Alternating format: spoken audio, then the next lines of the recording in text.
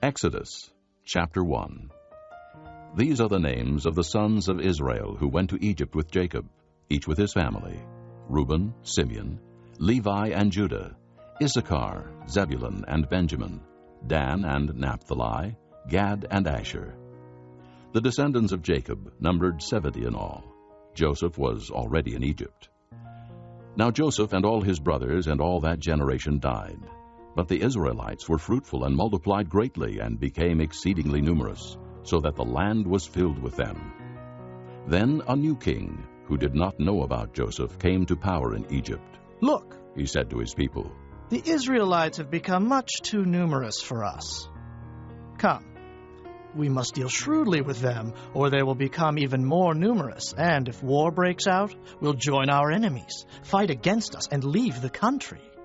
So they put slave masters over them to oppress them with forced labor, and they built Pithom and Ramesses as store cities for Pharaoh. But the more they were oppressed, the more they multiplied and spread. So the Egyptians came to dread the Israelites and worked them ruthlessly. They made their lives bitter with hard labor in brick and mortar, and with all kinds of work in the fields. In all their hard labor, the Egyptians used them ruthlessly. The king of Egypt said to the Hebrew midwives, whose names were Shiphrah and Puah, "When you help the Hebrew women in childbirth and observe them on the delivery stool, if it is a boy, kill him.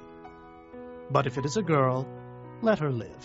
The midwives, however, feared God, and did not do what the king of Egypt had told them to do.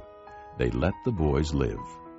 Then the king of Egypt summoned the midwives and asked them, "Why have you done this? Why have you let the boys live?" The midwives answered Pharaoh, "Hebrew women are not like Egyptian women. They are vigorous and give birth before the midwives arrive."